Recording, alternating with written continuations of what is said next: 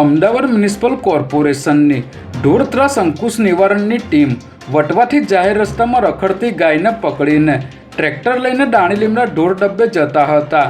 તે સમયે 4 જેટલા શખ્સો બાઇક લઈને તેમની પાછળ આવ્યા હતા અને વટવા વિસ્તારમાં આવેલ ગુજરાત ઓફસેટ પાસે કોર્પોરેશનના વાહનને અટકાવીને હાજર પોલીસ કર્મીઓ સાથે તકરાર કરી બળજબરીથી ગાયને છોડાવીને લઈ ગયા હતા. આ સમગ્ર બાબતનો કોર્પોરેશનના કર્મચારીઓએ વિડીયો પણ બનાવ્યો હતો. ત્યારે આ ઘટના અંગે વટવા પોલીસે ગુનો નોંધી સીસીટીવી ફૂટેજના આધારે વધુ તપાસ હાથ ધરી છે.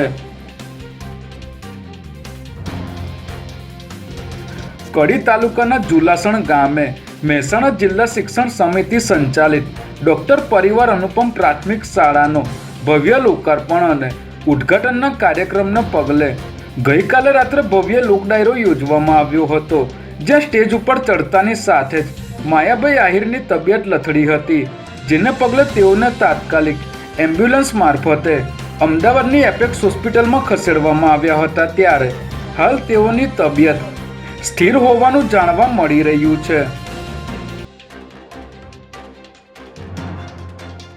રાજ્યભરમાં આરટીઓના મોટર વ્હીકલ ડિપાર્ટમેન્ટના ટેકનિકલ ઓફિસર એસોસિએશન દ્વારા પડતર પ્રશ્નોનો ઉકેલ ન આવતા છેલ્લા કેટલાક દિવસથી વિરોધ પ્રદર્શન કરવામાં આવી રહ્યું છે, જેમાં ગઈકાલે તેઓ નો લોગિન ડે અભિયાન સાથે કામગીરીથી અળગા રહેતા એપોઇન્ટમેન્ટ લઈને આવેલા અરજદારો પરેશાન થયા હતા અને આજે પણ તમામ ઓફિસરોએ માસ સીએલ પર જવાની ચીમકી આપી હતી. ત્યારે સરકારે પડતર પ્રશ્નોના ઉકેલની બાંહેધરી આપતા આરટીઓના 700 ટેકનિકલ ઓફિસરો આજથી કામ પર પરત ફર્યા છે અને 12 વાગ્યા બાદ જે અરજદારોએ એપોઇન્ટમેન્ટ લીધી હશે તેઓની કામગીરી કરવામાં આવશે.